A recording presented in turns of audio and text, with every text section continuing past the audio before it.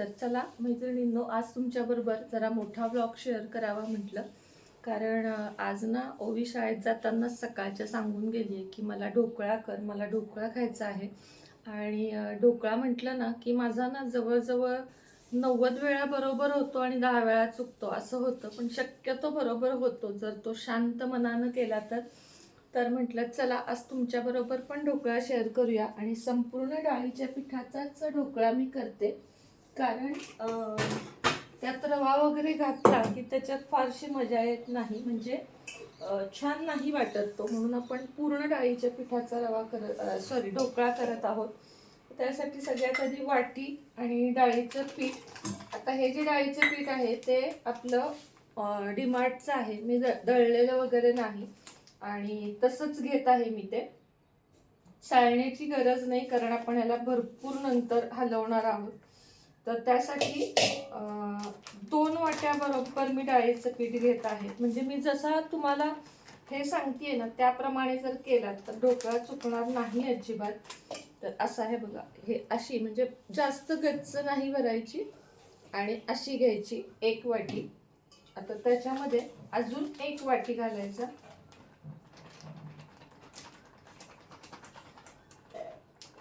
अजून 1 वाटी. असा एकदम पोकळ वाट्या भरायच्या, गच्च नाही.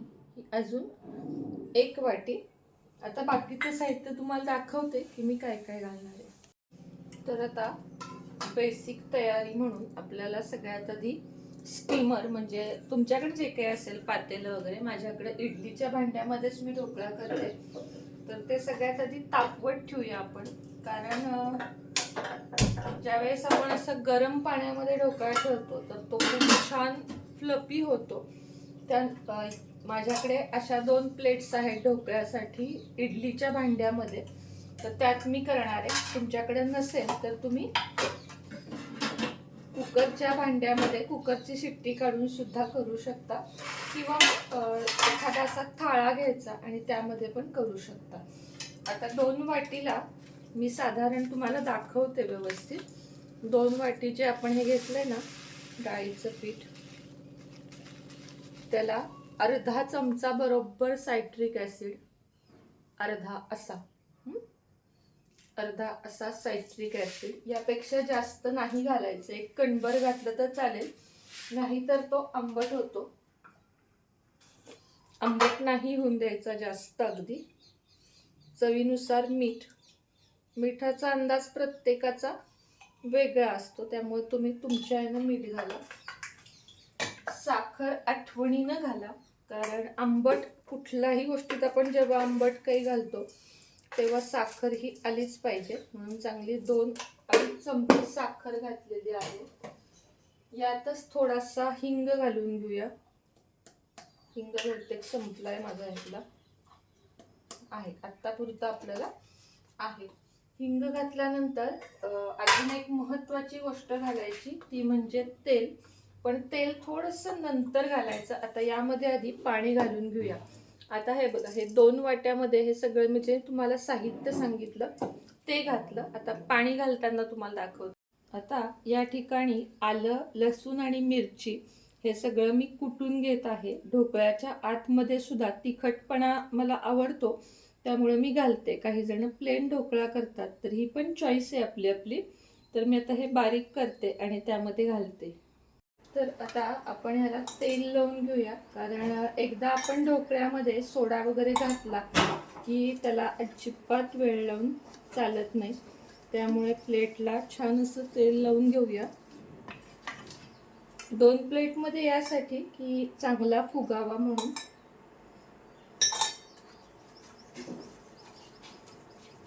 असं छान प्लेटला तेल लावून घेतलेलं आहे. आता हे सगळं जे मिश्रण आहे ते आपण एकदा हलवून घेऊया. कोरडंच मिश्रण अशा पद्धतीनं, जेणेकरून त्यामध्ये जी एअर असेल किंवा काय असेल ती निघून जावी. यामध्ये आपण आता मीठ, सायट्रिक ऍसिड आणि साखर, हिंग एवढंच घातलेलं आहे. तुम्हाला आवडत असेल तुम्ही हळद घालू शकता. थोडीशी कलर येण्यासाठी आपण घालूया वाटलं तर. कारण हळद घातलेला पिवळा ढोकळा खूप जणांना आवडतो, पण मी नाही घालत कधी. आज थोडीशी घालते. खायचा रंग सुद्धा घालतात, खाण्याचा जो रंग असतो ना तो सुद्धा घालतात, पण माझ्या मते जेवढा नॅचरल रंग येईल तेवढा ठीक आहे. आणि ही जी पेस्ट आहे ती मिक्सर मधनं काढून पण घालू शकता, पण मला अशी आवडते. मुख्य म्हणजे ह्याच्यामध्ये 2 चमचे तेल घालायचे. इथंच तुम्ही 1 चमचा रवा देखील घालू शकता ज्यांना आवडतं त्यांनी.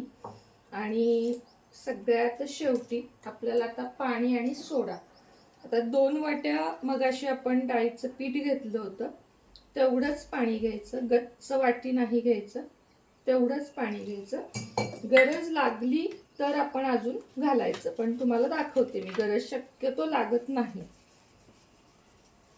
अगदी परफेक्ट मी तुम्हाला सगळा करून दाखवलाय. चुकला तरी तुम्हाला दाखवणार आहे आणि करेक्ट झाला जरी दाखवणार आहे, पण शक्यतो नाही चुकत माझं. तेच तुम्हाला म्हटलं मी, 90 वेळा नीट होतो आणि एक 10 वेळा म्हणाल असं तर कधीतरी आतापर्यंत चुकलेला सुद्धा आहे. कारण माझं काही रेसिपी चॅनेल नाही आहे की मी तुम्हाला सांगेन. आता बघा, मला हे आपोआपच कळतंय की हे जास्त पातळ झालेलं आहे. असं आपल्या लक्षात आलं की आपणच त्याच्यामध्ये थोडंसं डाळीचं पीठ घालायचं. थोडं झालंय पातळ, खूप नाही. हे बघा, हे असं पूर्णपणे पडत नाहीये त्यामध्ये. मग अशा वेळेस आपण थोडं डाळीचं पीठ घालायचं आणि मीठ एक्स्ट्राचं घालायचं, बाकी काहीच घालण्याची गरज नाहीये.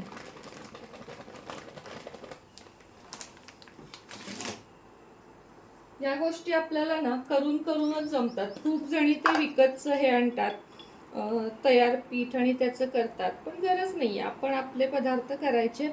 पूर्वी तर मला चांगलं आठवतंय की आमची आई दिवस दिवस ते पीठ उन्हात ठेवायची आणि मग करायची. किती तामझाम करायची, पण त्या ढोकळ्याला चव पण तशीच होती. असं नाही की त्याला चव नव्हती. पूर्वीच्या बायकांच्या पद्धतीच वेगळ्या होत्या. इन्स्टंट असं त्या काही करत नव्हत्या. आता आपल्याला सगळं इन्स्टंट हवंय की आत्ता खावा वाटला, चला विकत तरी आणू किंवा घरात तरी करू. विकत आणण्यावर तर जास्त जोर असतो, पण घरी करण्याचा खरंच प्रयत्न करा, त्याच्यातली मजा वेगळी असते असं मला तरी वाटतं. तयार पिठाचे गुलाबजाम, ढोकळा हे मला नाही आवडत. मला हे असं आणून करण्यातच मजा वाटते. आता हे बघा, हे बरोबर कन्सिस्टन्सी आहे जेव्हा असं पडतं ना ते, आणि मगाचं थोडं पातळ होतं. एक साधारण मुठभर पीठ मी पुन्हा यामध्ये घातलं की करेक्ट आहे. सगळ्यात शेवटी सोडा सांडला की दुसरा सोडा दे रे, इनो मी फोडून ठेवला होता आणि माझ्याच लक्षात नाही की मी तो फोडलाय.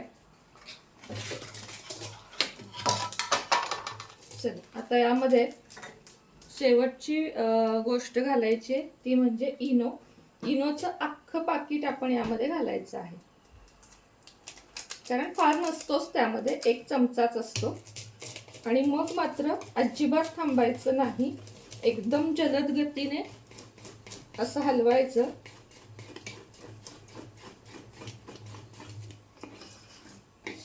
हलवलं की ते डबल फ्लफी होतं पीठ. आणि तिकडं आपलं हे पण तापलेलं आहे, पाणी पण चांगलं तापलेलं आहे.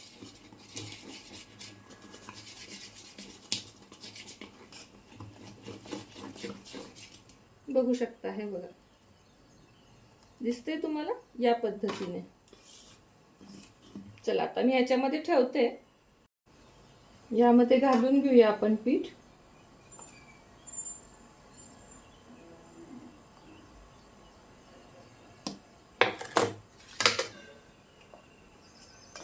हा, असं जर इडली पात्र तुम्हाला पण मिळालं ना ज्यामध्ये ढोकळा प्लेट असती तर अवश्य घेऊन या. म्हणजे मग ते पातेलं, त्यामध्ये थाळा असं होत नाही. मी तर तिकडं ते स्टीमर आणलं होतं, खरं तर एवढं छान होतं स्टीलचं. आता बघूया कधी परत आणणं होतंय.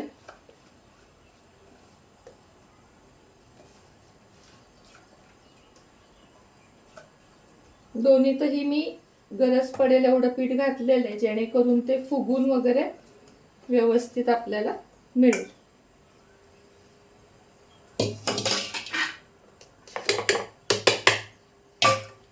आता हे होईपर्यंत आपल्याला फोडणीची तयारी लगेच करून घ्यायची. थोडंसं टॅप टॅप करायचं म्हणजे एअर निघून जाते. हे तापलेलं आहे आपलं भांड, पाणी चांगलं तापलेलं आहे. त्यामुळे पुढची गोष्ट आहे ती आपल्याला जपून करायची आहे, ती म्हणजे कुकरमध्ये हे ठेवणं. त्याला असा हे असतो बघा, धरायला हँडल असतो. झालं, आपण त्याच्यावर झाकण तुम्हाला भेटते मी ढोकळा झाल्यावर. आता मी थोडंसं म्हटलं झाकण उघडून बघावं, तर ऑलमोस्ट आपला ढोकळा झालाय. आता किंचित चिकटतोय, अगदी किंचित. अजून एक 5 मिनिटं ठेवल्यावर परफेक्ट होईल. आता मी तेल तापत ठेवलंय. एक सांगते या ठिकाणी, ज्यांना साखर पाणी घालायला आवडतं त्यांनी इथंच घाला. म्हणजे फोडणी तडतडून झाली की त्यानंतर त्यामध्ये साखरेचं पाणी घाला. मी ढोकळ्यामध्ये साखर पाणी मिरची सगळं घातलंय, त्यामुळे मी इथं काहीच घालत नाही. फक्त हिंग आणि तडतडणारी मोहरी, आणि ती डायरेक्ट अशी ढोकळ्यावर. आता ढोकळ्यावर मी कोथिंबीर घालून घेतली आहे. बघू शकता किती कसला टेम्पटिंग दिसतोय.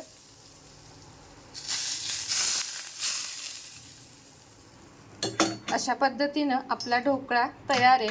आता ह्याला फक्त कटिंग करायचं आणि मस्त खायला घ्यायचा. तुम्हाला जर अजून अशी मोठी वडी पाहिजे असेल तर तुम्ही जास्तच याच्यामध्ये पीठ घालू शकता, पण मी चुकू नये फसू नये यासाठी नेहमी असा करते की ठीक आहे, जास्त मोठा नसेल तरी तो अप्रतिम झाला पाहिजे चवीला, जसा की हा झालेला आहे. खूप म्हणजे खूप सुंदर झालाय. मी तुम्हाला एक पीस ह्यातला उचलून दाखवते. हे बघा, एकदम फ्लफी आहे हा, आणि असाच झाला पाहिजे. तर चला, आज मी तुमच्या समोर पहिल्यांदाच रेसिपी केल्यावर खाऊन दाखवत आहे. कारण ढोकळा हा माझा वीक पॉइंट म्हणला तरी चालेल, मला खूप आवडतो.